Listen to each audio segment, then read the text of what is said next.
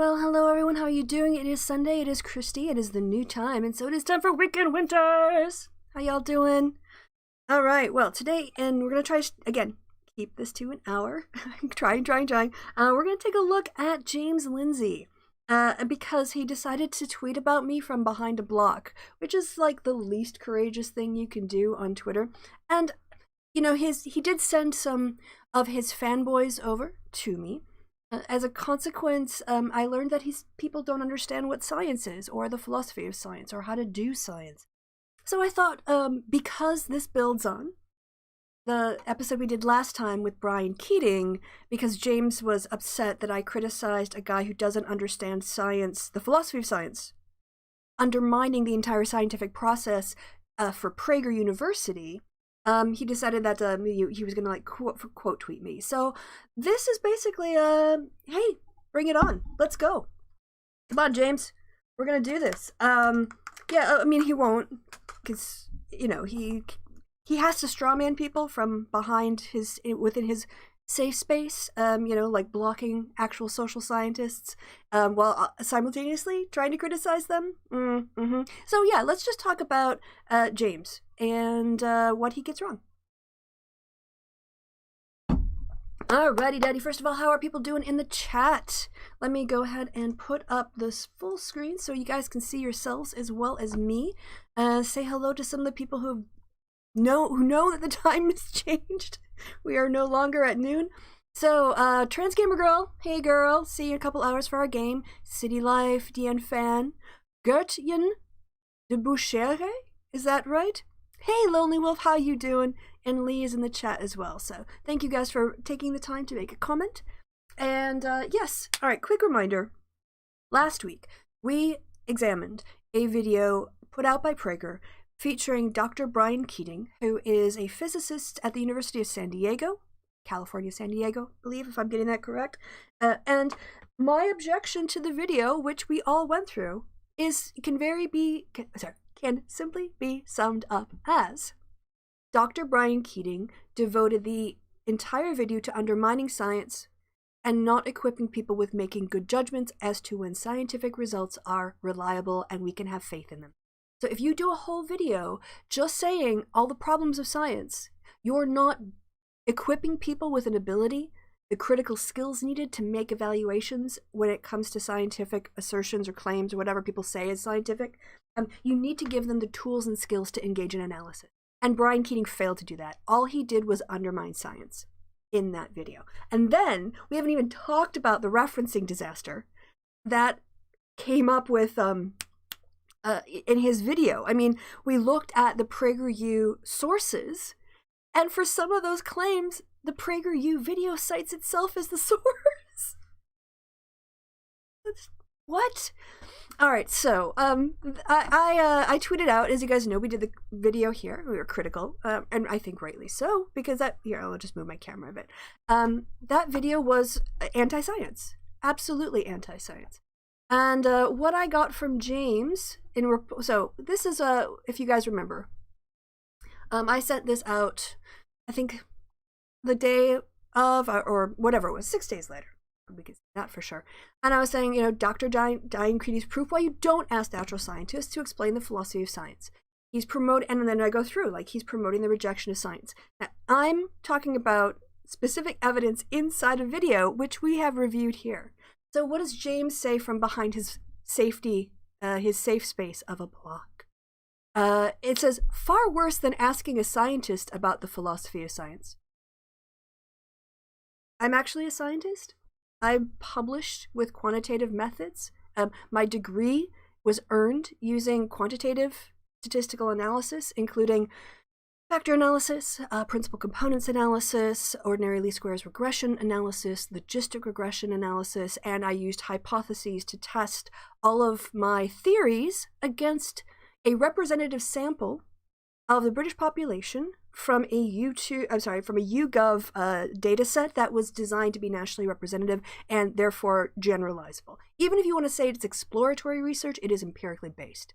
So, wrong, James. Wrong. I am a scientist. So first error, Asking the scientist about the philosophy of science is asking a social constructivist anything about the philosophy of anything.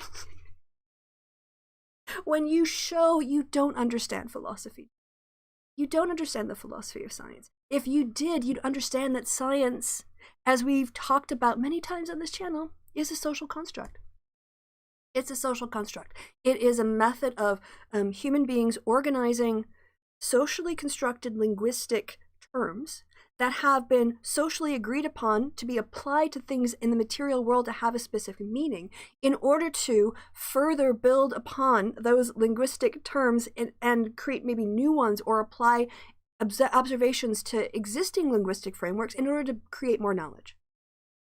Yeah, you guys heard. So let me school you as to why James Lindsay doesn't understand the philosophy of science. And in the course of this, we're going to look at Hilary Putnam, who was an American philosopher, mathematician, and computer scientist, who agrees with me. In fact, James, the reason I hold my views is because I study the philosophy of science, including listening to people who understand the philosophy of mathematics, something apparently you haven't done.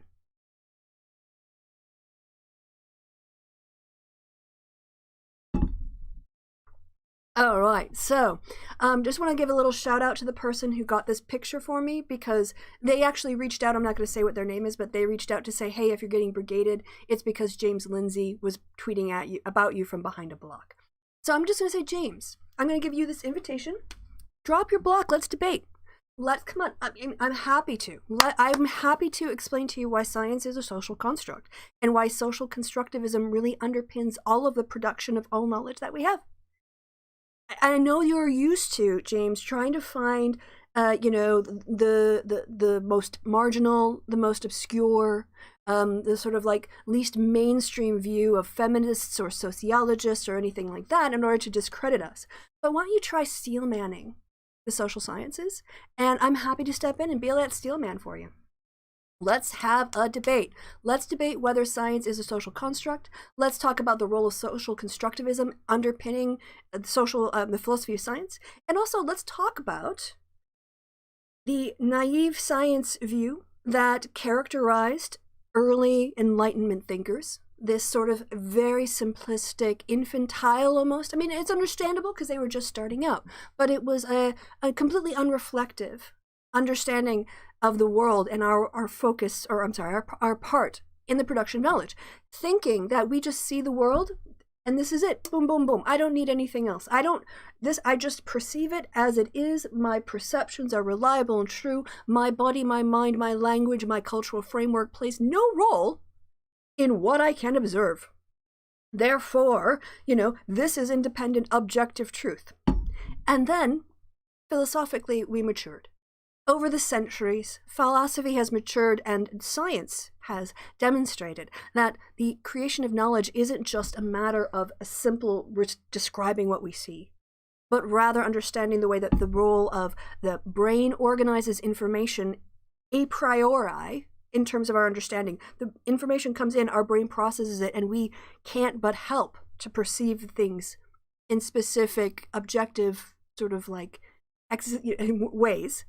And then the role that language, in turn, to describe those experiences accurately to another person, plays. So, yeah, I would love to debate him, but I don't think he'll have the courage. So instead, we'll just have a look at him. So, first things first, who is James Lindsay? And let me move my mic a little bit. I'm going to mute myself here.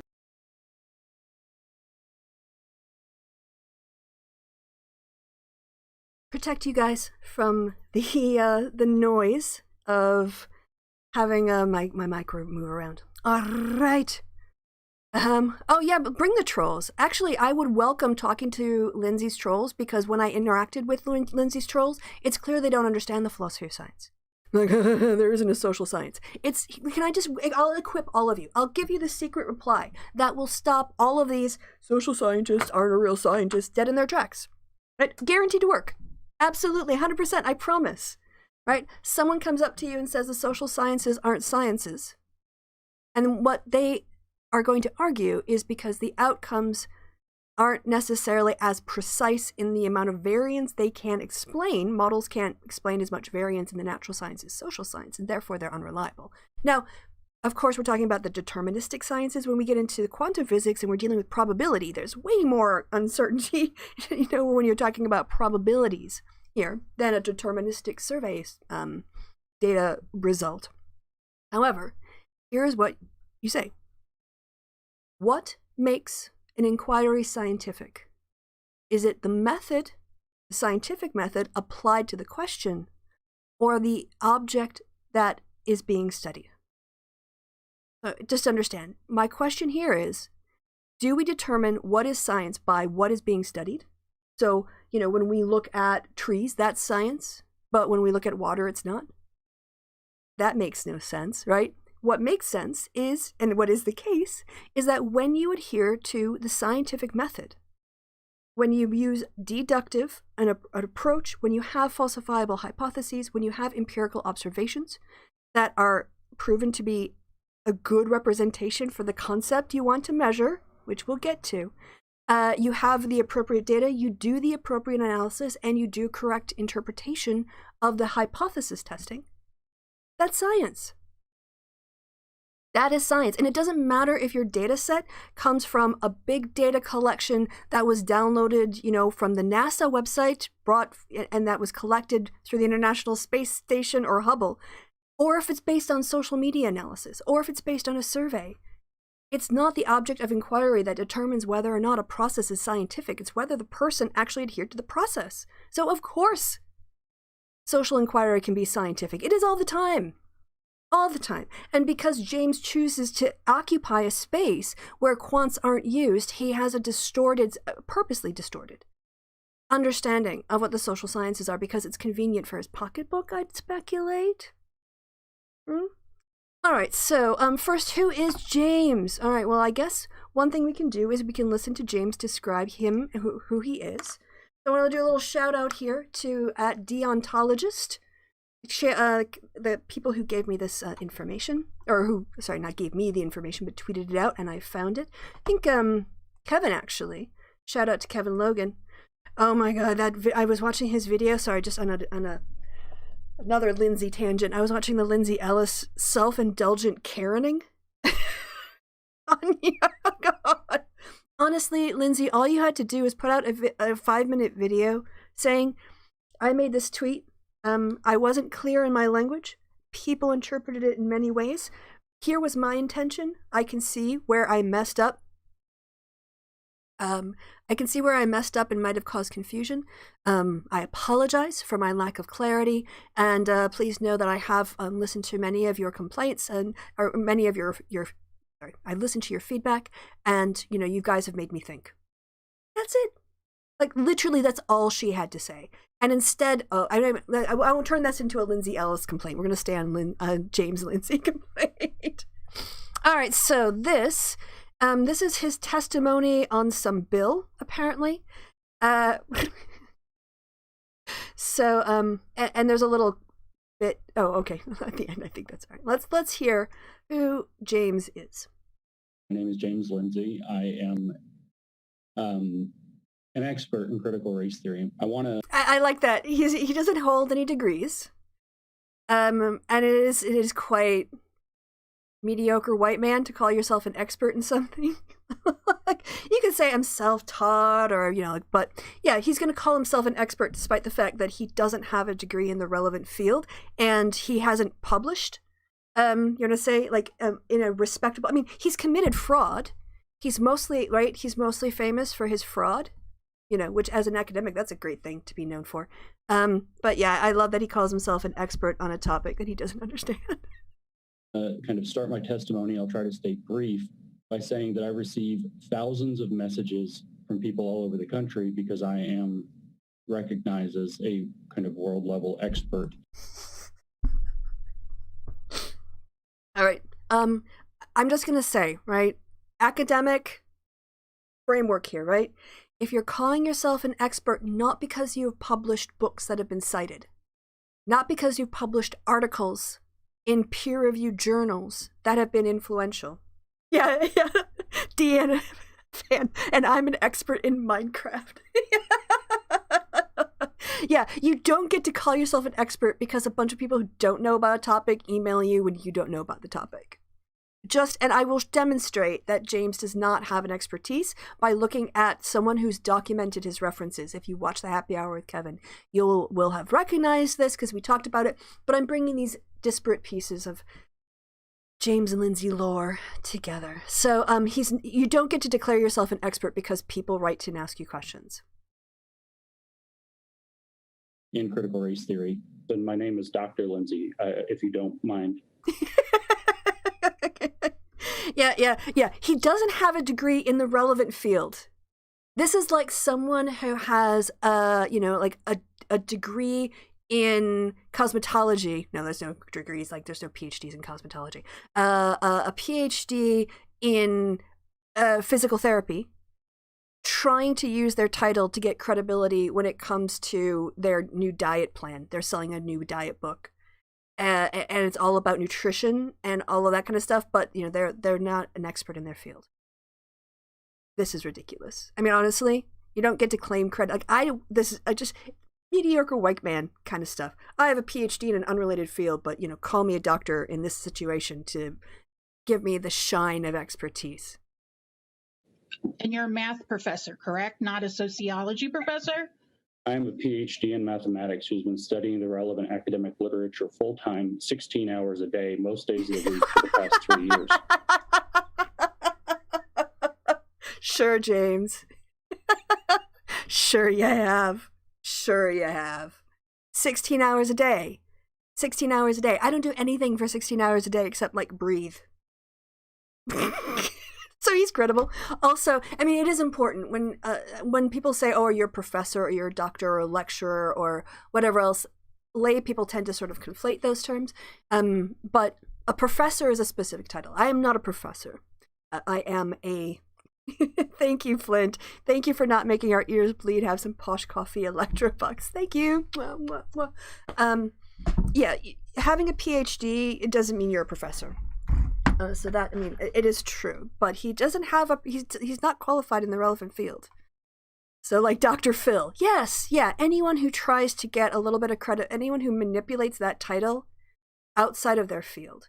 I don't assert my academic authority unless I'm talking about an issue that I know about, but he needs that in order to be taken credibility, seriously, because he doesn't have credibility in terms of his publications. All right, as deontologist says, to be fair, the last thing he says is true.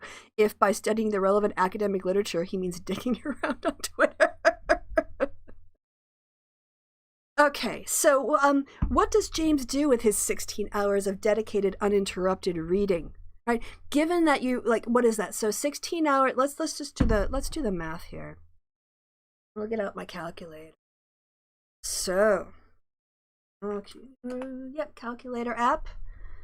So if he's working 16 hours a day times 5 days a week, you just go 16. Oh, no, you're not gonna do it with my number lock. Okay, so 16 hours times, but here we go. 16 times. What? No, not 16 times 16. Here we go. Clear. I don't use this with my mouse very often. Technology fail. Why you keep doing? How do I clear? Anyway, let's just say it a lot. So, in 50 hours a week, right? Look, at least. So 16 times 5, 30, and another 15. So let's call it, 60 hours a week. 80 hours? Thank you for doing the maths. I hate doing math in public, especially on the fly. I get all kinds of nervous, but thank you. Yeah, calculators exist. Right. So with all that time spent, people who watch the Happy Hour will recognize this. He did a Merkin Muffley, a PhD student in political scientist, in political science. High five. I followed them because of this well done analysis. Yeah, I know. Watching me use a calculator is watching James do critical race theory. Yeah, I know. I was trying to use the the number pad, and then I can find the clear button. I should have organized that before the show. All right, so when we talk about critical race theory and when James talks about critical race theory and his understanding of it, right? This idea that the critical theoretical schools of thought that look at, or I should say, individuals who look at power structures and attempt to understand hegemony, how we came to have the system we have, what are the dominant discourses, who holds power, who holds authority to decide what the discourse is, who has basically the power to make these sorts of decisions or influence it, who are the influential thinkers, who are the people whose analytic frameworks have been successfully, used and applied over the centuries. You've got Marx, Hegel. Hegel's obviously hugely important in terms of the dialectic, all that kind of stuff. Even in terms of intersectionality. Crenshaw, Marcuse, Gramsci. There are some people who developed the core framework for critical theory analysis. People who gave us the tools to think about the world in a new way. Marx did it for economic interactions. He didn't just describe economic reaction. This is the difference. He didn't just describe economic interactions. He gave an account as to why they are the way they are and how they function. Crenshaw and intersectionality looked at how specific groups have these very unique outcomes compared to the majority white population.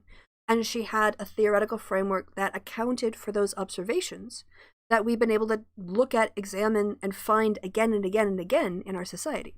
So who are the people that are really, really important to James's Encyclopedia of the Woke? Well, according to Merkin Muffley, we've got Sensoy Olzum and Robin DiAngelo, and then Robin DiAngelo, and then I don't know who Bailey Ellison is or Barbara Applebaum. Educate, not indoctrinate. He's got a good website as a source there. A little bit of bell hooks, a smattering of Kate Mann. I can't believe that Kimberly Crenshaw has fewer mentions than Kate Mann, simply because Crenshaw has been operating in this field for decades already. Let's see, you get to here. Isaac, some Peggy McIntosh, Ibram Kendi, of course. Where are the actual foundational thinkers? What? So one thing I thought about is, for y'all, I kind of consulting. Oh my god, what is this? Consulting services. Oh, what is this? Diversity, equity, inclusion management from new discourses, helping you promote white supremacy in your workplace? No, that's not what it says. Helping you identify and manage risks for your project's personnel operations and everyday business activities. This is great. Let's see. Okay.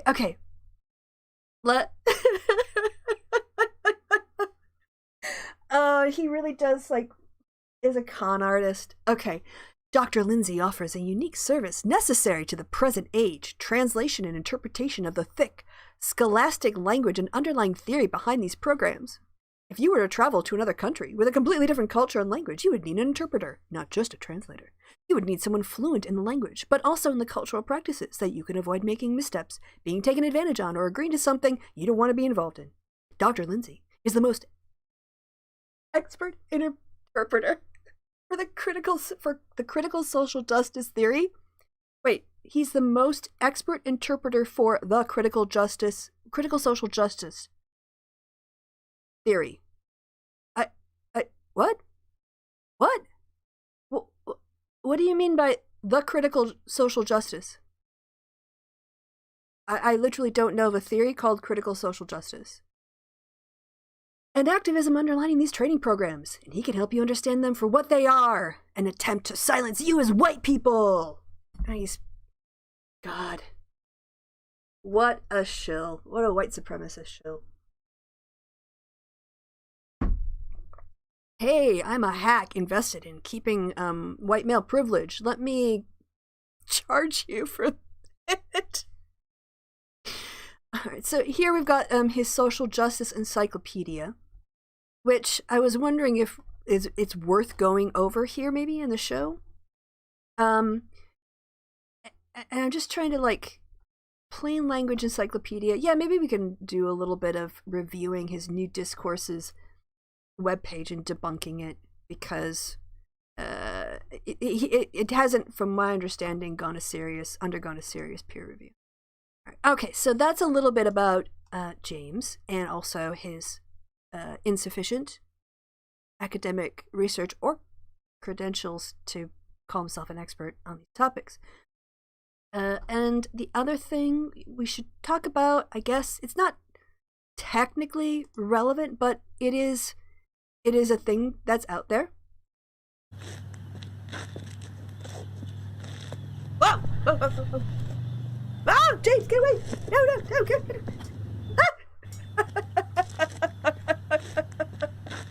So that's James. This is James celebrating the fact that he got, I don't know, some level of subscribers. So his big treat. Okay, here, I'll mute. You can hear him quite loudly in there. Yeah, this was his reward to his viewers. You got to watch him stand in a backyard and play with an axe. That's what people sign up for his content for, I guess. Yeah, so that's James. That's James. All right. So this I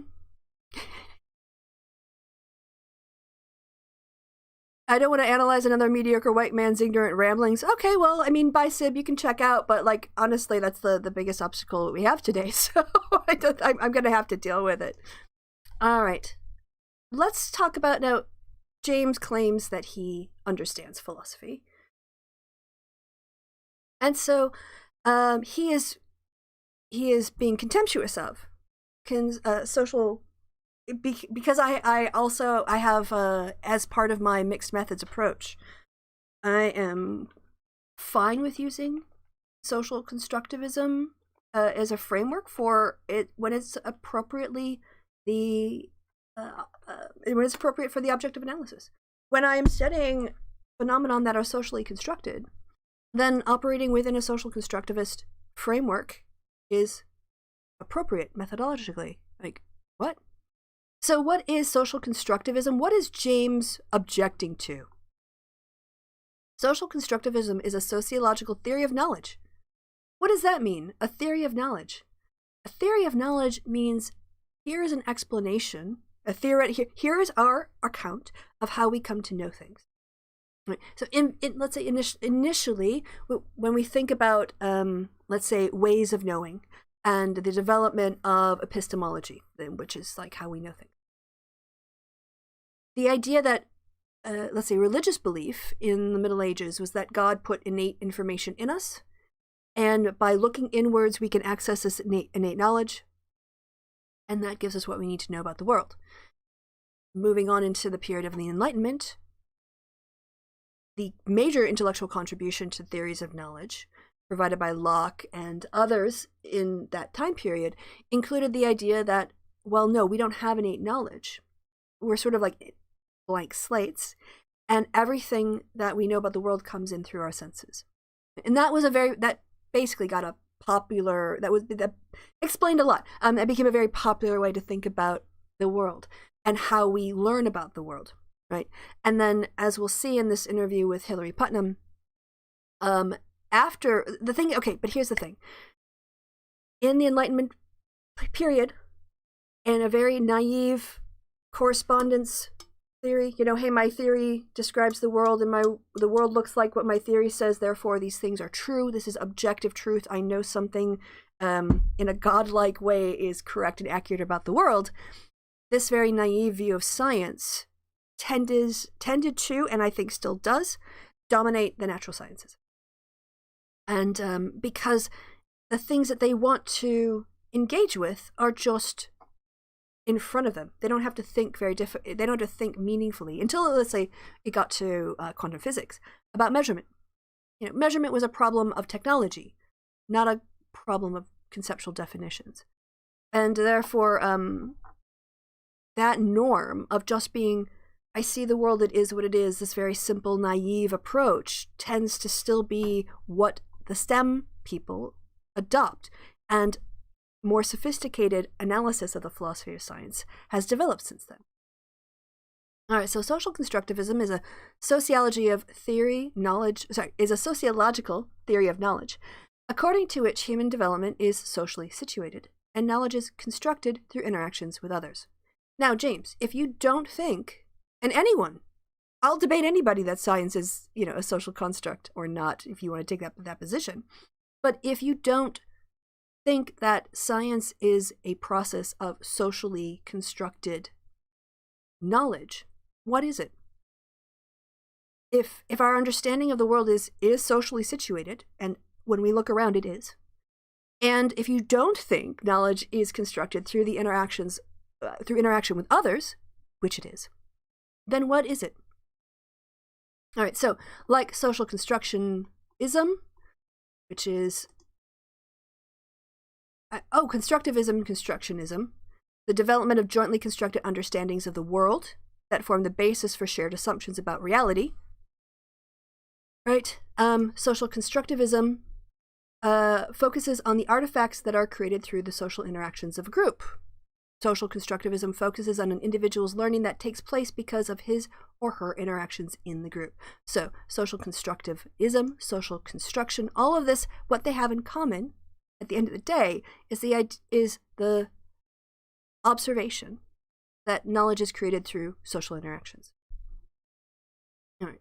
Now, I want to point out exactly how wrong James is, and I'm going to do so by making an appeal to a person that he should, in theory, have a lot of sympathy for and be very amenable to, and I guess just sort of like, look, he's an old white guy. So, James, this is like the kind of person that you would normally defer to without question. And we're going to open this, we're going to watch on YouTube. Yeah, we'll watch on YouTube. Made this link so that we'd all have the same information in the hand. By the way, before we start with the Hillary Putnam interview, I want to have a look at the comments. So, let me see. Windows calculator is better than slice spread of the wheel. So POC are a different country. I didn't know about this guy. Is he really just trying to be the Predison grift? Is he building his own cult? Yeah, Dr. Lindsay overestimates his own ability. Absolutely. We have his number. Translation from a moron. I don't know what I'm talking about either, but a grifter got a grift. Yep, macho man. Yes. Star Wars kid all grown up. Oblivion. When they see a mud crab. I'm a very serious academic. All right. I am Sargon with a calculator. Now, I just don't ever use the calculator on my laptop or on my desktop. So, to be fair, I'd pay money to see me reel in an axe. Get me a battle axe first, yes. All right. James uses Axe body spray. Coffee is a social construct, and so is time. There you go. Definitely reminds you of the guys he hung out in high school. All right, let's open up the transcript here because I want to skip down. I think it's about a minute in. Now, here's the thing. When you look at my notes on academia.edu on research methods, it is undeniable that the social sciences have modeled themselves on principles developed for the natural sciences. And that has advantages and disadvantages. And this is the thing about studying the social world, is you can't apply things in the natural sciences because they're just not appropriate. But that doesn't mean you can't do science on a social topic, on a social construct, like democracy, like, a concept of justice that you operationalize by examining conviction rates, for instance, right? The teaching of science is a social interaction. Absolutely. Right, so I'm putting Hillary Putnam out here as sort of James bait because James should give respect to a mathematician. He should have an inherent bias in favor of listening to a computer scientist. And he's an old white man. So, he like ticks all the boxes for the people who find critique of the current power structures that benefit cis straight white men at the cost of everyone else, like a little bit of critique of that. So we're going to skip ahead and listen to Hilary Putnam and Brian McGee discuss current. This is modern philosophy in terms of the 1970s. So this won't have like the most recent stuff, but in terms of the core understanding, the humility one should have in terms of what the scientific method is, its flaws, its strengths, and its possibilities, I think is good. Materialism is Marxian analysis. It's a good mix of material reality and social reality. Yeah. Oh, no, I wanted to skip ahead. Right, so. Yep, and we're going to skip ahead to 124. Can we do that? There we go. Okay. And I need the sound on, because you guys need to hear it as well. I think that's everything. Yeah, that should be everything. Cool. Let's hit play. Clear that human beings possessed. So there have always been plenty of philosophers examining mathematics to try and find out what was so special about it and whether this was something that could be applied to the acquisition of other sorts of knowledge. Ditto with the sciences, which were also thought to yield a very specially safe and certain kind of knowledge. Sorry, coughing at you guys. All right, let me just explain a bit about what was a setup here. And yes, science produces a specific and very special kind of knowledge currently, right? The way that we currently develop, the way that it has been constructed over time, is that with a scientific claim, we have exposed our theory, our hypothesis. We've made a prediction, or we've attempted to predict how something will be explained. And we've put out there an opportunity to be shown to be wrong. And ultimately, that is the thing about science that differentiates it from other forms of knowledge or pseudoscience, is that you've gone out and put your theory on the line. You put your theory on the line by testing it and making it so you can be shown to be wrong. And the strength of a scientific conclusion comes from the ability to say, look, there is so much evidence, according to my criterion of what counts as evidence, also a social construct, that I can reject the idea that there's no causal relationship. I can reject the null hypothesis of no effect. The evidence that there is an effect is simply so overwhelming, I can't even entertain the idea that there's not an effect, so I must, therefore, conclude there is an effect. And science is very unique in the way that it does that, and the kind of information it produces. But that is all based on values, and those values have been agreed upon through a process of socially constructing within a group as to what will count as knowledge. So that is why science produces special information. And that isn't to say other ideas can't be useful. Been very clear on this. The idea of the id, the ego, and the superego cannot be quantified. That does not make them useless. And for the natural sciences, people who have some biases, they wouldn't know how to kind of deal with that in their world. How do you deal with something that doesn't have a one-to-one or some sort of ability to map onto a material object? How do they handle that? And I think they struggle because they don't have to. What was it about science that made its results so reliable, people asked themselves? And could its methods, whatever these were, be used in other fields? These investigations into the concepts and methods and procedures and models that are involved in mathematics and in science have come to be known as the philosophy of mathematics and the philosophy of science. And as a consequence of being a philosophy and not merely part of a discipline, the same method can be applied to any object of inquiry. James. Everything that adheres to the scientific method is science. And if you can tell me if something adheres to the scientific method and is not science, then what is it? It's with these that we're going to be concerned in this program. Chiefly with the philosophy of science, though in fact we have someone taking part who is expert in both, Professor Hilary Putnam of Harvard University. Professor Putnam, I'd like to start our discussion from a standpoint which I think... All right, we're going to skip ahead a little bit, but I did think that that was a very good intro. And I want to come down to where he mentioned... And... All right. Yeah. Let's go ahead. By the way, if you guys have any comments on this... Sorry, I've got a cough. Today, so my apologies. I'll try to mute myself in future. But I will take a pause here to see if anyone has anything to add. So, let's see. I think they need to read a little into oceanography, dynamic systems mapping. Oh, nuts. Okay. I don't know much about oceanography, so that is an area I can't speak to. All right, getting your learn on. Come on, let's keep getting our nerd on, people.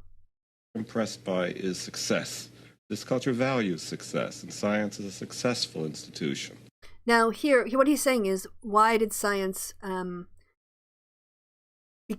is it's considered different? It's because it's very successful at explaining the world. Now, success is an interesting way to think about variance explained.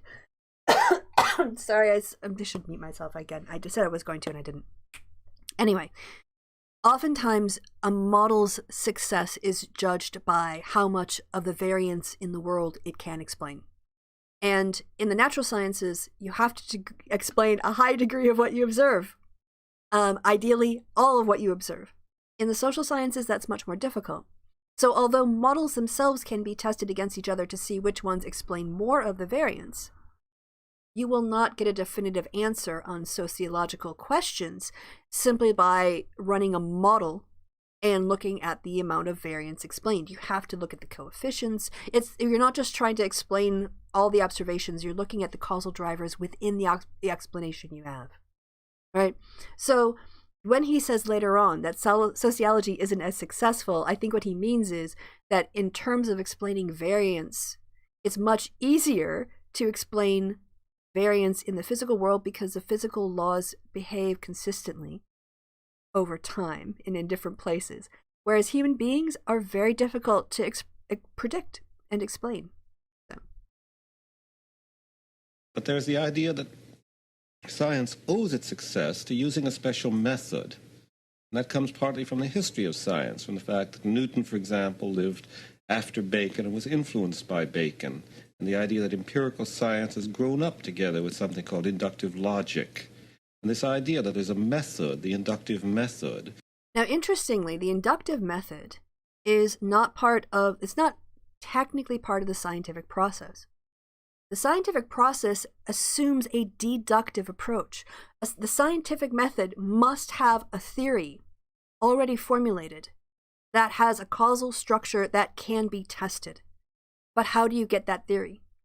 You get it from induction. You get it from looking around the world and doing some guessing, some reasoning, some inferential, deductions as to why two things are related. And then you turn that into a deductive theory, and then you go and you test it, right? But the role of non-scientific theory generation, right? And by non-scientific, I mean you're not testing theories.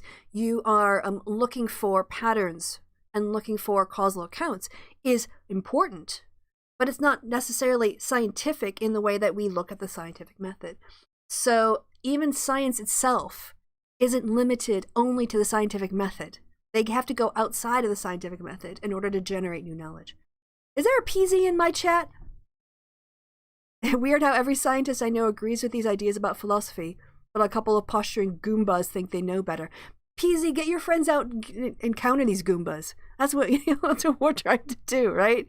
Is to get people to have a more sophisticated, especially people who want to speak authoritatively on how knowledge is produced, to actually understand the topic.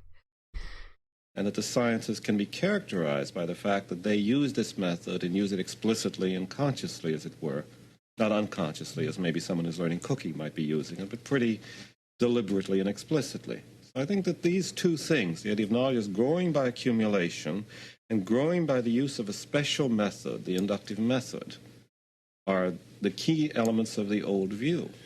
Notice he characterized that as the old view because it's a very naive view, and it's still, I would argue, it permeates too much of STEM. Maybe not the medical sciences, to be honest, because people who work with medical data understand that people aren't just bodies, they are minds.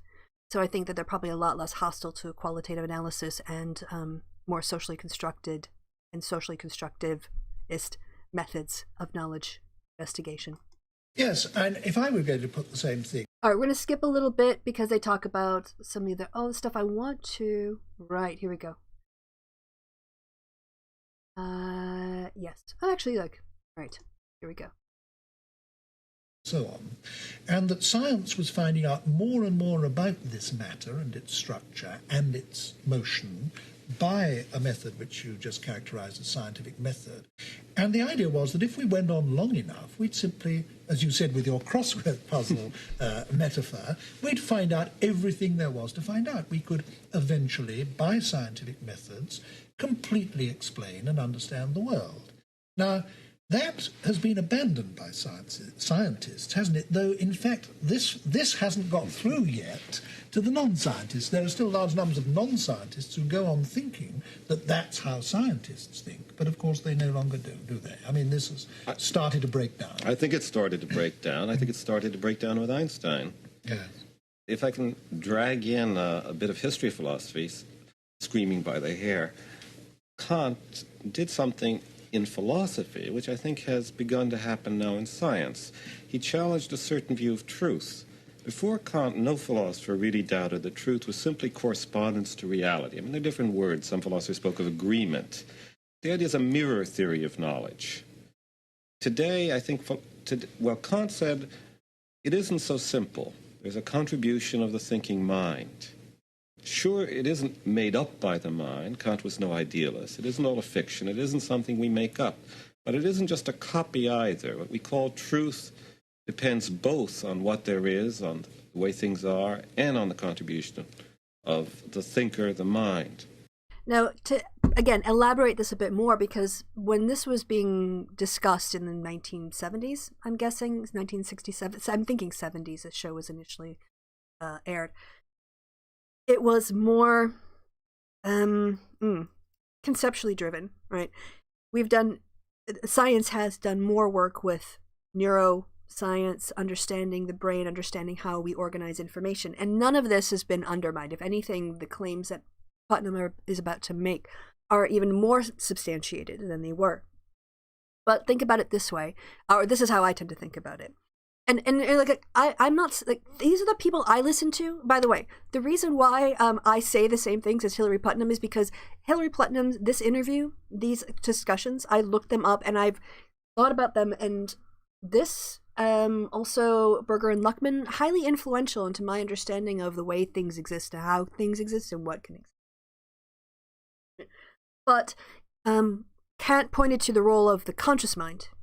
Not even the conscious mind, the unconscious mind in organizing information. But if you think about it in certain ways, right, our bodies are physically limited. We can only take in certain wavelengths of sound, of light. We can only see so far, right? We need to like rely on technology in order to see certain things, which brings us a whole other host of issues of, measurement. But let's just say, for the purposes of this, let's focus on the physical aspects. Right, and people's physical aspects could be influenced by whether or not their hearing was fully optimized, or if they had color blindness. Right, so it's not even that all human beings have identical experiences of the material world. We experience a stimuli and through our eyes, which our eyes automatically filter out some of the information and only takes part of it in. Our brains process this information in certain ways that we don't have a conscious control over. I can't help that I see objects the way that I do, as as they come into my brain. And then the language the culture you live in, the language you're given to be able to describe what you're experiencing is also another step in that process. So this idea that I just look at red and I see red and this is a pure, unadulterated, unmoderated, unmediated perception for me, can you guys see? I'll go this way, right? Is just an illusion. In fact, there's a whole lot of things my brain does before I even recognize this as a coffee cup, if you do recognize it as a coffee cup, or as red, right? And that is the point here, is that science isn't giving us truth in terms of we are not godlike observing every phenomenon and declaring it perfectly as to what it is. We are describing accurately our experience of reality.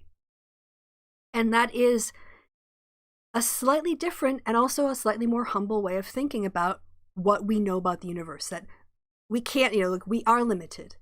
But these are the things that we think, we just find work over and over again. And if it works, then we have some sort of confidence in it. I think that today scientists have come to a somewhat similar view. That is, since the beginning of the 20th century, the idea that there's a human contribution, a mental contribution to what we call truth. The theories aren't simply dictated to us by the facts, as it were. I'd like to ask you to unpack that a little, because I think that some of our viewers will find this idea a little puzzling. How can it be, some people will ask themselves, that what is and is not true can depend not only on what the facts are, but on the human mind? How can that be? Well, let me use an analogy with vision. We tend to think that what we see just depends on what's out there. But the more one studies vision, either as a scientist or as a painter, one discovers that what's called vision involves an enormous amount of interpretation. The color we see as red is not the same color in terms of wavelengths at different times of the day.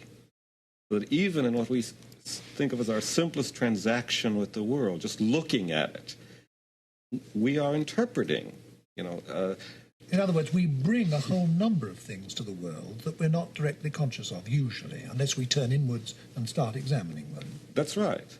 I think the world must have looked different in the Middle Ages to someone who looked up and thought of the stars as up and us at the bottom, for example.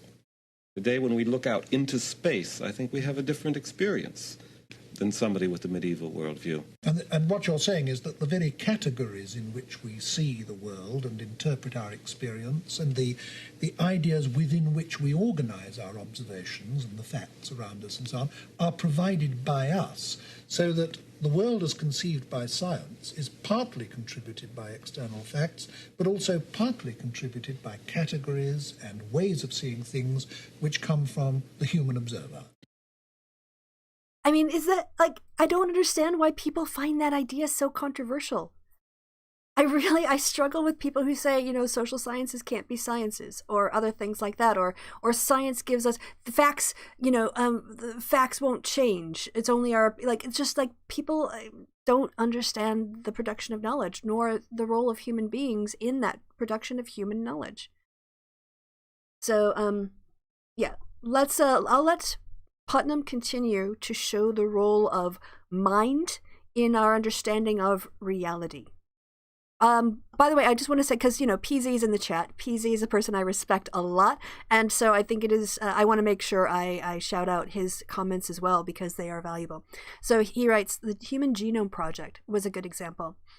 It started with the idea that all we had to do was catalog the totality of the phenomenon, and we'd understand what it meant to be a human being.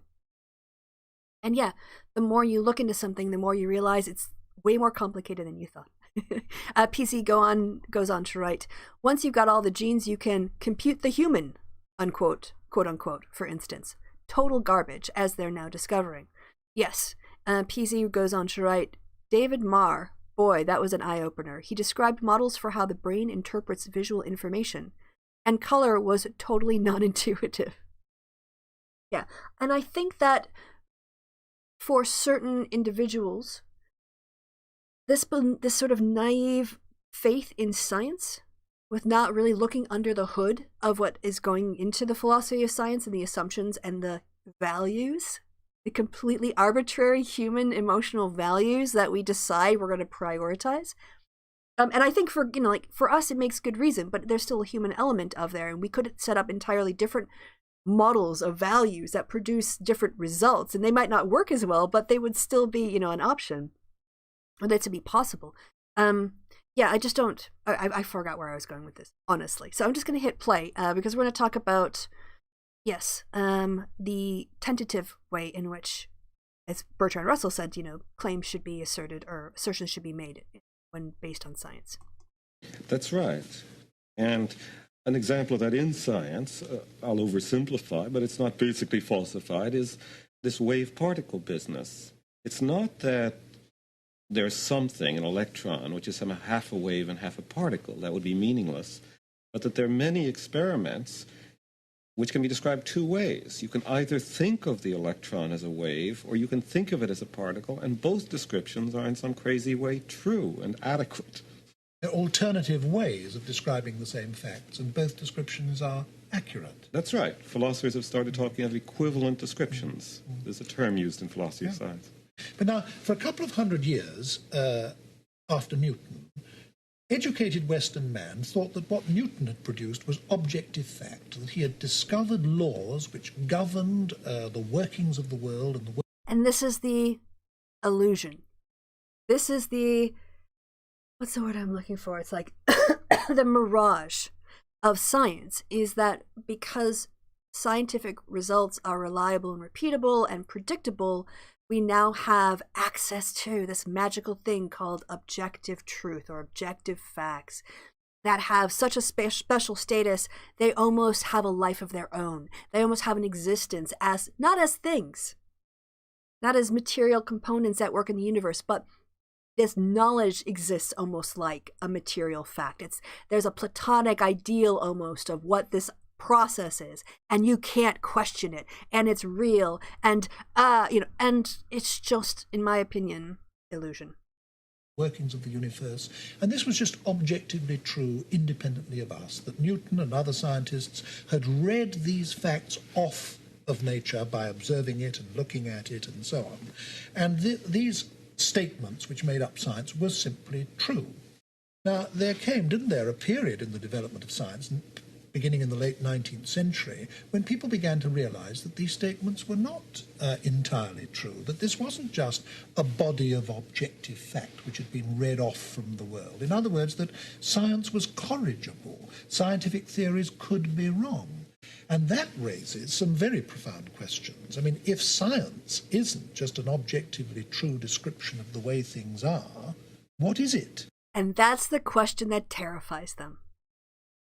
If science, I'm going to just repeat that because it's so well put. I strongly recommend people watch these Brian McGee interviews. He's got ones with John Searle and A.J. Ayers, and they're just amazing. Like they're these little gems of accessible, well, relatively accessible philosophy designed to be aired to a general public. So they're very, what is this? And they're very introductory ways of doing things.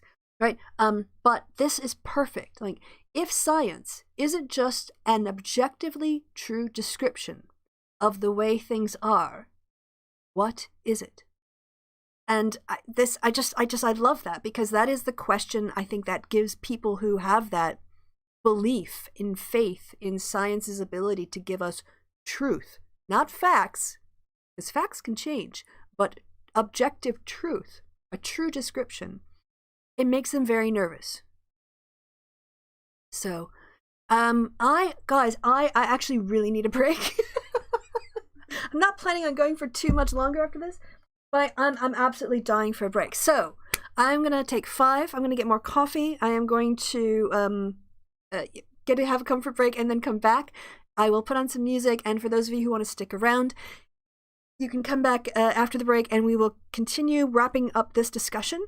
And then I think I'll take questions and it'll be the show. So, I'm going to switch over my thing now. And for people who have just arrived, by the way, hi, Matthew. Hi, is it Nil Magnifico who just showed up? Deli E, all y'all. And Andrew, hello. Let's see. If you can have a little chat about what's been going on so far, that would be helpful. All right, time for me to put some music on. Do my visual transition. And see you in a few.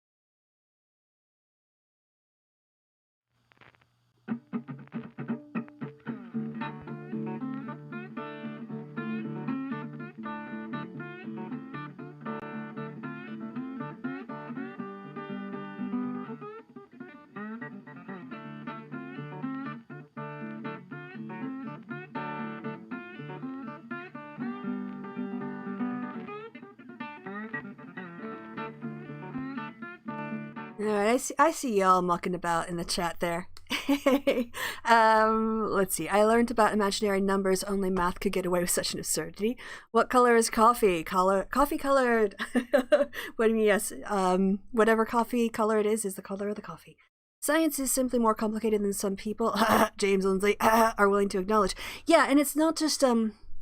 I think that the complicated is it kind of can be taken in a lot of ways here. It's not that it's just technically difficult, and I think I know what you're saying. I want to elaborate, but that it is more. It's a little bit of a. Yeah, it doesn't have a substance to it. It's socially constructed. It's more subtle, right? It's not as obvious as we think. Yeah, maybe complicated was just a better word after all. Octarine says, I've always taken comfort in the idea that objective truth exists despite our ability to know it, and I always felt it was a disservice to make the truth a matter of opinion, especially when it comes to conspiracy theories. I think, well, so I guess let me tell you where I am at this point. Objective truth. That's a deep question, and obviously one that philosophers have discussed forever. Well, as long as they've been doing philosophy, so for millennia. Objective truth. Like, even that is a very loaded phrase. One could say 2 + 2 = 4 is objectively true, but is it just a tautology? I mean, if you're just describing something in a different way, is that truth? I mean, it's accurate, but it's just a tautology. You're not adding to knowledge to say 1 + 3 = 4, or 2 + 2 = 4, or -1 + 5 = 4. I mean, these are all merely recombinations of symbols in order to have a balance on both sides of the equation. You're making true statements, but is that truth? There are laws of nature that operate independent of human mind and thought and are consistent. Okay, so if we can accurately describe that, have we described truth or fact? I mean, so this is why it's a much deeper debate than simply if STEM is the only way to produce true knowledge. You know, there are interesting questions that we can ask here, and very deep ones, and it doesn't happen on the James Lindsay side of the equation, or the street. So let's go back, and really get into this interesting and subtle and nuanced and challenging and approach to our understanding of the world that makes us reflect on our role in all this, and to stop treating scientific facts as something outside of us when we are the ones who create the fact. And if we don't get it from observing the world, where do we get it from? Well, I don't want to say we don't get it from observing the world at all. Obviously, part of this Kantian image is that there is a contribution which is not us, there's something out there, but that also there's a contribution from us. And even Kant, by the way, thought that Newtonian science was indubitable. In fact, he thought we contributed its indubitability.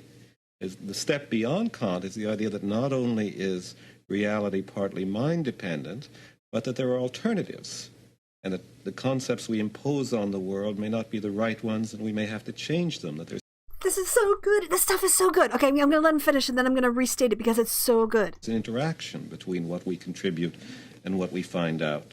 All right, let's just break that down, because sometimes you just need to he's using words for a specific reason.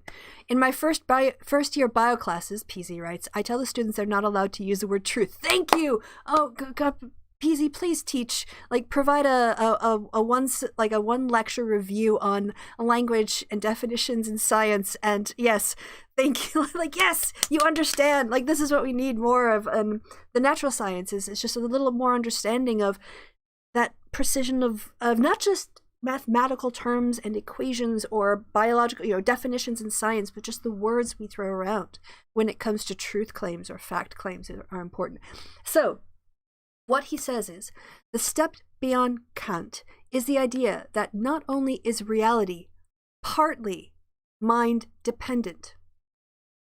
That is huge. All right, what do we mean by mind? What do we mean by partly? What do we mean by mind dependent? I think we're just going to take a face reading of this and say, reality, as we perceive it, is partly dependent upon our minds.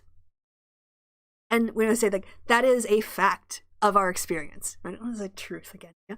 But we know this from our own experiences because we use our minds and we see other people using their minds and we see people's minds operating slightly differently, right? So this is an accurate thing to say, right? Reality is partly mind dependent, but there are alternatives, and the concepts we impose on the world. This is interesting. It's not the concepts the world gives us. And this directionality, I think, is a huge part of the problem. When you think that you have a perfect, I'm looking at my Amazon Fire Stick remote, and I think, I look at it, I see it, and it's presenting itself to me, the color black and white, and shapes like round. These are presenting themselves to me. No, we have concepts that describe a thing that connects and has a certain shape, and we call this round. And we decide that this is appropriately called black, and maybe something else is appropriately called gray, right? And so there is this, the concepts we impose upon the world structure the way we will perceive them. And this is not properly recognized by people like James Lindsay. All right, so going back. It is objectively true that I think you have fresh coffee. Yes, it's meaningless that you think I have fresh coffee. Is it a true statement? All right, let me just go back in. Now, what was it that made people begin to realize that this basic conception of science as objective truth was wrong? That science was corrigible, that science was fallible?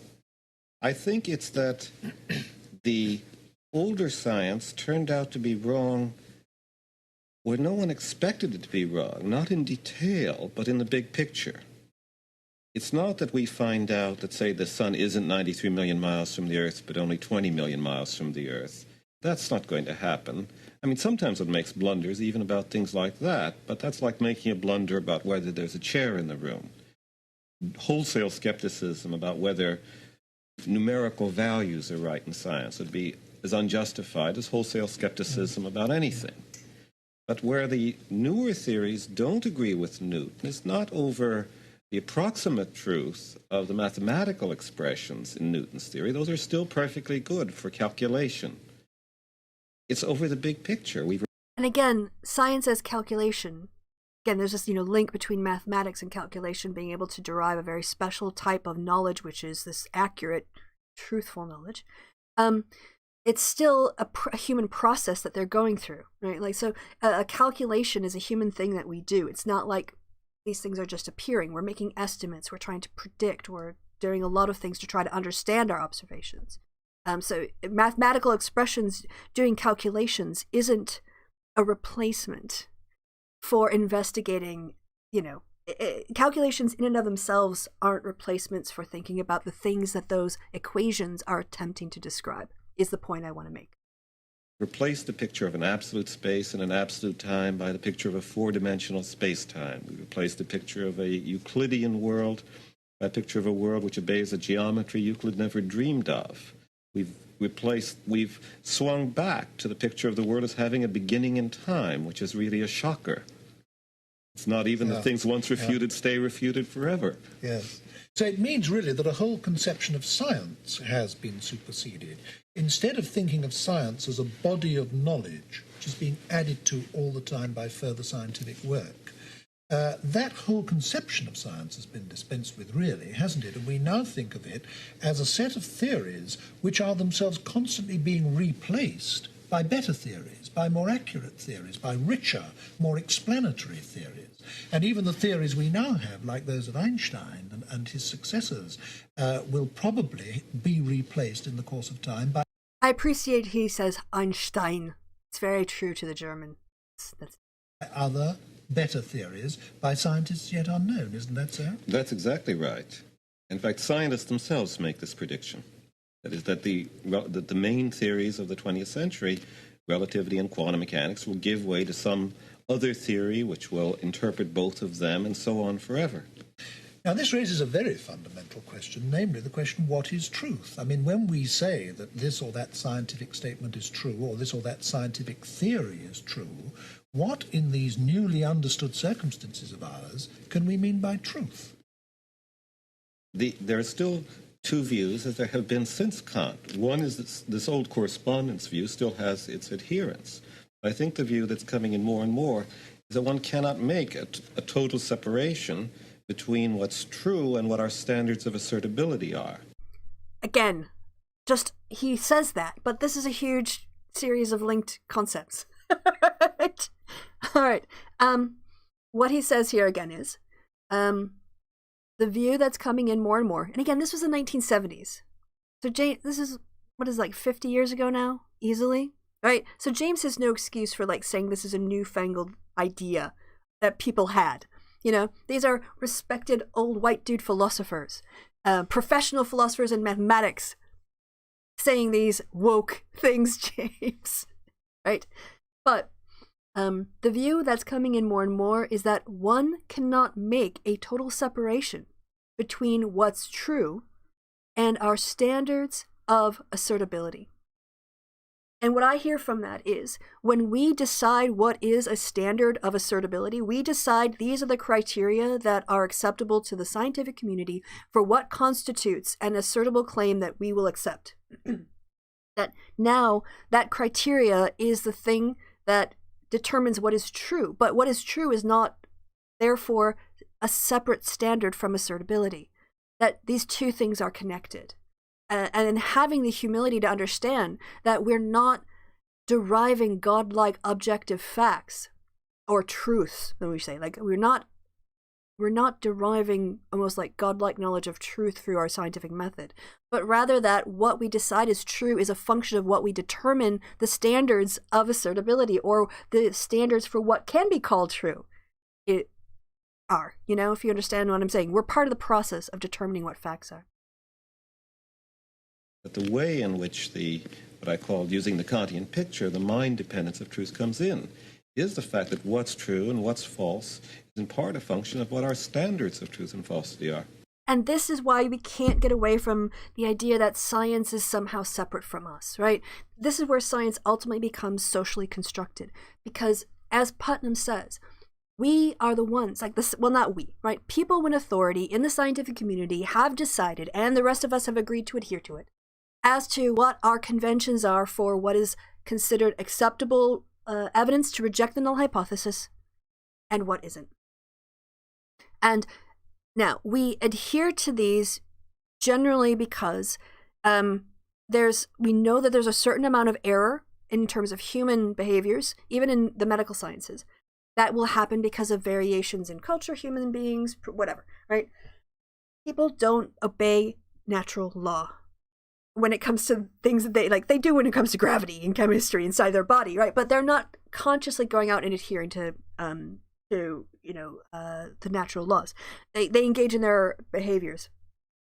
And so when we say, like in the natural sciences, or let's say in the medical sciences, we won't tolerate more error than 1 chance in 1,000 samples that this result isn't right.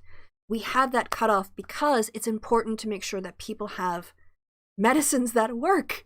We have a very high threshold for what amount of error we are willing to tolerate in the medical sciences because of the potential impact. Now, over in political science and sociology, we don't have to be that precise, because honestly, when it comes to analyzing vote choice or political attitudes or like distribution of household labor, no one's going to live or die based on our studies. So we don't have to hold ourselves to that rigorous truth. We still have a 5 times in 100 standard, and we also use, 1 in 1,000 and so on. We have a whole but basically okay, this is how much error we're willing to tolerate. That error toleration determines what the facts will be. It's like you can't help it. Once you say this is my threshold and anything under this is a fact, or I can claim as, to be a fact, if you move that to 10 out of 100 and everyone agrees, well, now we've got a whole new set of facts that we can include that didn't make it under the other cut. So yeah, we create facts. We don't just observe them and describe them. And that depends on our interests, and which again change over time, of course. That's right. I'd like you to say a little more about this question of truth, because this again, I think, is puzzling to the layman. I think that people who are not trained in science or philosophy are apt to think that there are... People trained in science don't always know these things either, like social sciences or physical sciences. I'll say not every single social scientist is great at philosophy, for sure. But a certain set of facts. And a true statement is a statement that accurately describes those facts. I'd like you to talk a little about some of the difficulties that are actually involved in this. I think the biggest difficulty in science itself comes from the fact that even within one scientific theory, you often find different accounts can be given of so-called facts. This came in with the special theory of relativity, when it turned out that facts about simultaneity, whether two things happened at the same time, could be described differently by different observers. One could say Boy Scout A fired his starter's pistol before Boy Scout B. The other could say, no, Boy Scout B fired his starter's pistol before Boy Scout A. And if the distance is sufficiently large, so that a light signal can't travel from one to the other without exceeding the speed of light, then it may be both descriptions are correct, both are admissible. Of course, this leads to, profound conceptual difficulties in understanding some modern scientific theories. And it only presents those types of difficulties if you have a very static and old-fashioned view of science as being an infallible, objective, not human-influenced way of getting at truth. And I think people in my audience now, if you've listened to me ramble for the last who knows how long, you understand why I picked those particular words. Because it is the mirage. It is the Santa Claus version of science. It's the version of science that gives you all kinds of presents or whatever. But that's not the real grown-up version of how science works. Science, in terms of its what counts as facts and how we come to knowledge and our role in the production of understanding facts about a mind-dependent reality, becomes a lot fuzzier. This prompts the thought that a scientific theory can be useful and meaningful and can work, even if nobody really quite understands what it means. And this is the case with quantum mechanics, isn't it? Nobody is really sure what quantum mechanics actually means, and yet it works. That's right. And again, there I want to say one shouldn't push that too far, because I think we don't want to give up our standards of intelligibility altogether. We want to say quantum mechanics works, and the very fact that it works means that there's something fundamentally right about it. And with respect to its intelligibility, we're willing to say in part that may be that we have the wrong standards of intelligibility, that we have to change our intuitions. But in part, there are real paradoxes in the theory, and I think that more work has to be done to really get a satisfactory resolution of these paradoxes. Things are very ticklish now. Yes. I think somebody hearing our discussion, and to whom perhaps some of these ideas are new, might find himself thinking, well, if all this is so, how is it that science works?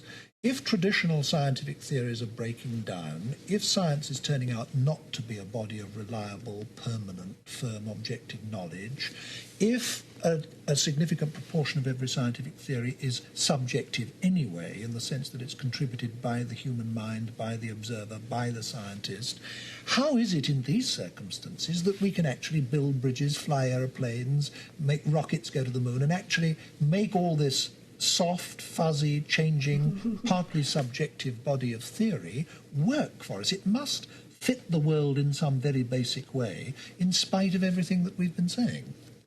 That's And I guess, this gets back to the ability to hold some ambiguity that some people find uncomfortable. People who take a lot of comfort in the fact that science produces facts and objective truth or objective knowledge or whatever else, when you ask them these questions, we're not attacking science and saying it's not useful. What I would be saying is, you have a perception of the reliability and the independence of science that isn't warranted when we look around and see how science is produced. And so simply because something works doesn't mean that it is beyond question, or that it's not constructed by human beings. You can have all of the grayness and messiness of science and still find it a reliable method because of the values that underpin its methodology and its methods of developing criteria for the construction of facts. It's not about being 100% believing or 100% right. It's about having confidence in the methods producing reliable outcomes and then aggregating those, It's true, but I think the contrast between being subjective and fitting the world isn't altogether right. I'm not saying that scientific knowledge is subjective or that anything goes. I say we're in the difficult position that we often are in life of thinking there is a difference between good and bad reasoning, but we don't have a mechanical rule. In everyday life, we use interest-loaded terms. We wouldn't say that there's a policeman on the corner if we didn't have a whole network of social institutions. Somebody coming from a primitive tribe which didn't have policemen might say there's a man in blue on the corner.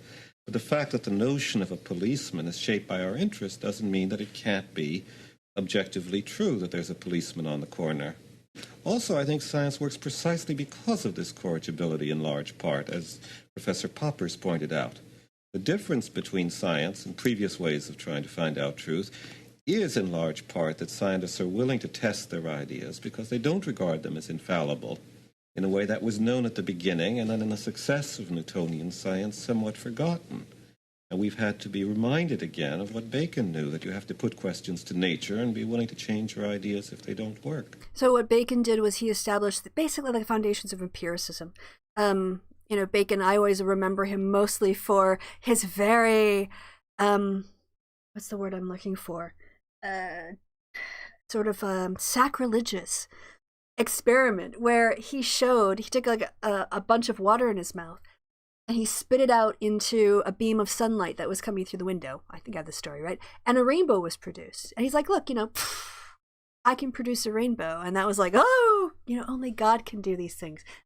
So yeah, just deriving knowledge through empiricism that can be triangulated through the perceptions and tests of others is one of the core foundations. I mean, both qualitative and quantitative methodologies require empiricism. And I do think that empiricism is like the foundational pillar of scientific inquiry. Professor Popper, yeah, that's Karl Popper, and he was the one who developed the principle of falsification. The one that I cited most in my research methods courses. Gary Edwards liked to complain, oh, that's not only what makes truth something scientific, correspondence theory, blah, blah, blah. I'm like, yes, but when you're teaching people the principles needed in order to derive correctly formulated hypotheses so they can appropriately reject the null hypothesis and accept a clear alternative hypothesis, you don't talk about correspondence theory, you talk about falsification. So anyway, getting on with that. In some respects, the traditional opposition between science and religion has... the two parties have crossed places, haven't they? I mean, many religious people now believe they have certain knowledge about the world, that it was created by a God, that he made us in his own image, gave us immortal souls which will survive our death, and so on. Certain very fundamental propositions which they hold with absolute certainty.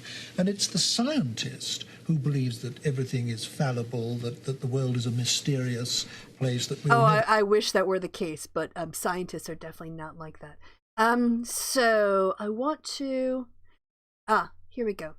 Let's get back to this. I think the harm that the old picture of science, and I want to attribute this to James, Lindsay, to Thunderfoot, to a lot of the natural scientists who have that almost... They haven't moved on from the Enlightenment idea of how science is to be done merely by observation.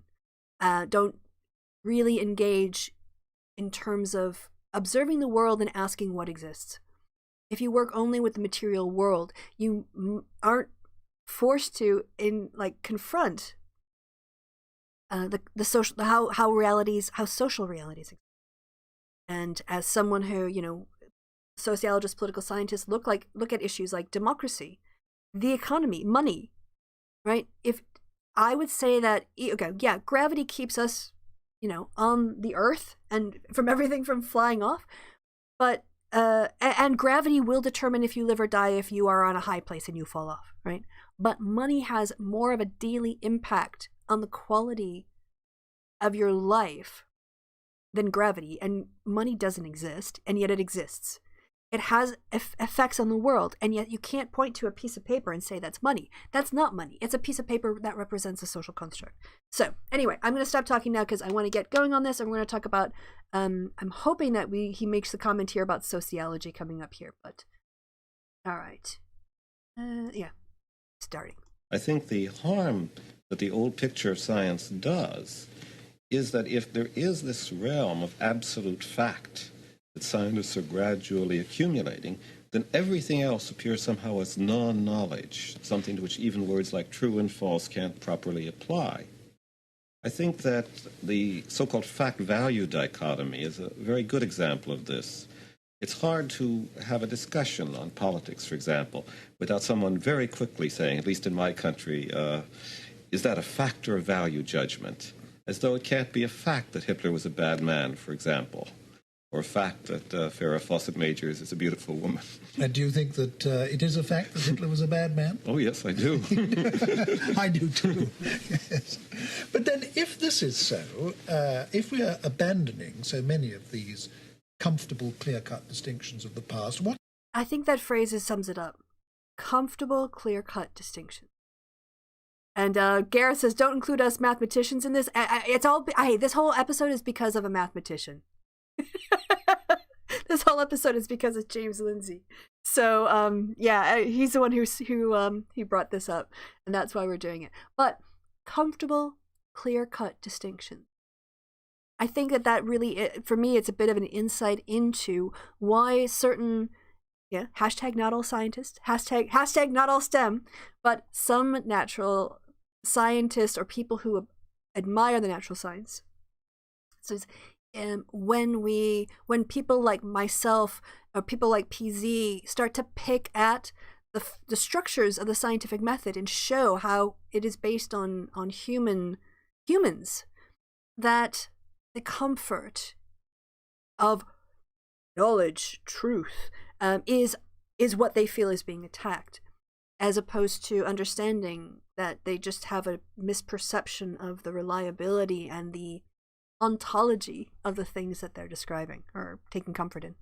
What's the point of continuing to use the category or the notion or the term science anyway? I mean, does it any longer clearly demarcate something differentiable from everything else? I don't think it does. I think that, if you're going to distinguish science from non-science, that makes a lot of sense if you still have this old view that there's this inductive method. What makes something science is that it uses it pretty consciously and pretty deliberately, and that what makes something non-science is either it uses it entirely unconsciously, as in learning how to cook, you're not consciously thinking about inductive logic, or perhaps doesn't use it at all, as metaphysics was alleged not to use it at all, I think unfairly.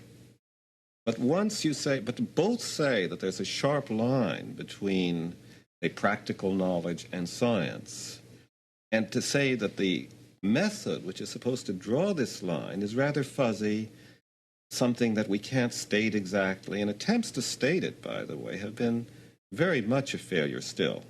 Inductive logic cannot be, say, programmed on a computer the way deductive logic can be programmed on a computer.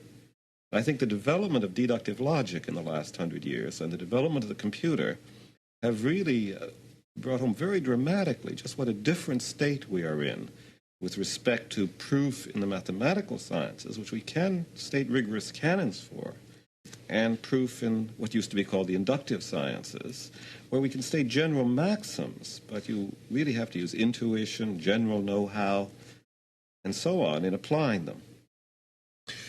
One of the two categories that you described, the old-fashioned way of looking at science in terms of was that there was a particular scientific method.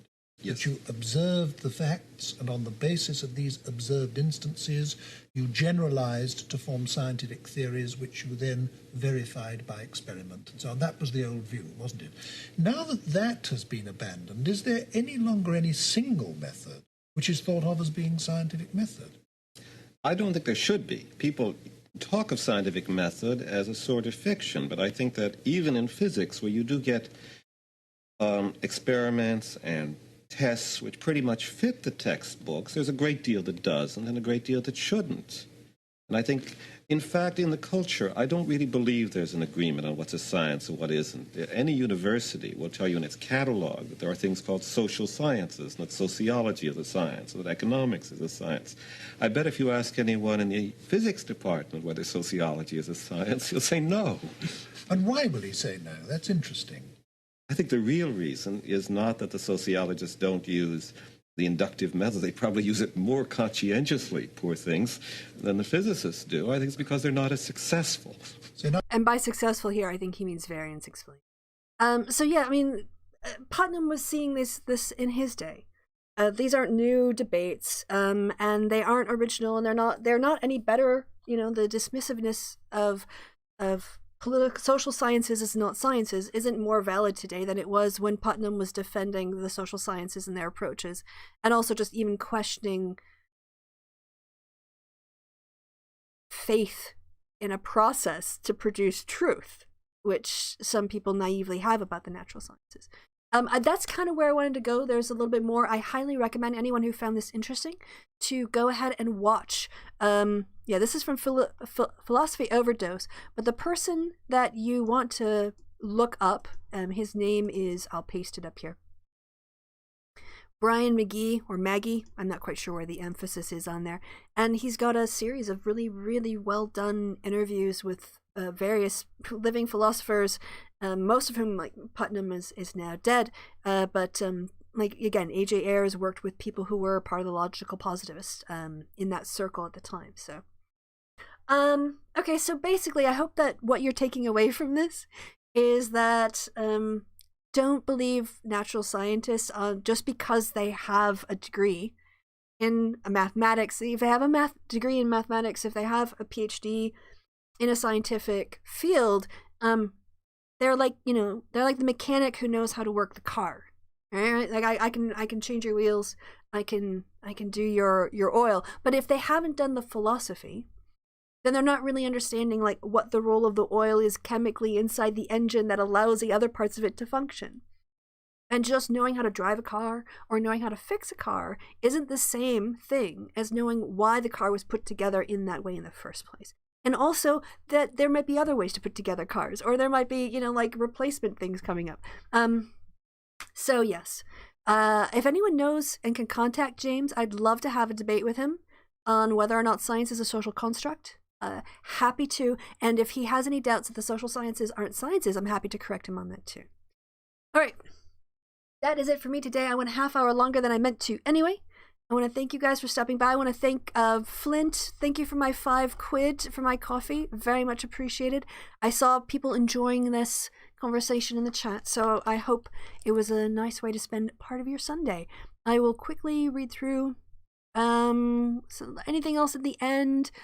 How can it be non-human influence when it was developed by checks? No, it's humans. I know, right? Never mind. Where's my silver jumpsuit in my hover car? Okay. Silliness. What do I got going on at the end? I think people are just saying goodbye. This seems like a great stream. Great. Feel free to tag James in it. If nothing else, he'll really enjoy watching himself do his little dance. Should we get that up again before we leave? There we go. Let's keep that muted though. Yeah, feel free to tag him into this so that he can hear a rebuttal, because he has me blocked on Twitter. He wants to, tweet about me from behind a block, and that's not very brave. And he seems very brave. You wouldn't think somebody who could swing an axe with this level of almost adequate dexterity, someone who can swing an axe and not obviously cut himself in the take that he's shown. could handle not blocking a social scientist. But, we'll see. All right, you guys. I am back next Sunday. I don't know what's going to be on the show. I will try to, come up with something to entertain y'all. Maybe I'll have a look around his website and look at what he's presenting as truth and give it a little bit of peer review. Until next week, then, y'all, I'm going to be on doing my D&D tonight at 7 o'clock over on my D&D with Kristi channel. Otherwise, I'll see you on the happy hour next Friday. See you guys here next Sunday. And until then, I have been Kristi, and you all have been awesome. Have a wonderful Sunday. Unless you're watching this from behind time, which would be amazing. But have a wonderful Sunday wherever it is and whenever it is you are. Did I say I've been Kristi and you've been awesome? Because I am and you have. All right, guys. Bye-bye.